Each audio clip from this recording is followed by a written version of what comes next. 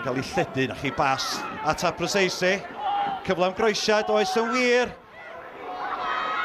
Ond di'r peryg ddim di clirio at Corey Shepherd. A mae Corey Shepherd wedi sgorio i'r ymwelwyr. Llai na 5 munud wedi chwarae. Y bel yn cael ei chlirio allan i ymyl y cwrt. Shepherd, un cyffyrddiad i reoli. A'r ergyd heibio i Harry Allen yn y gol. Back pro, chwilio am Simmons. Simmons, pas hyfryd sy'n gat Carroll.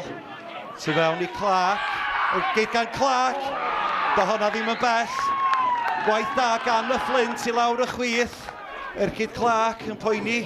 Zach Jones yn y gol, ond yn ffodus i Jones ochr anghywir y postyn ath i. Cera Simmons. A'r gic. Dros y wal. A do ddim yn bell. Oedd hwnna'n agos gan o Cera Simmons. Borg yn clirio. Hwnna'n disgyn i Jordan Davies. Tyler Garrett yn ei wynebu.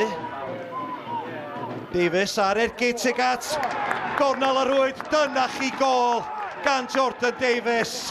Heibio i Harry Allen. A Jordan Davies yn dyblu mantais Hwlffordd. James Owen. Chwilio am gymorth, gor y troi.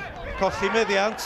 Fiel at Davies rwan.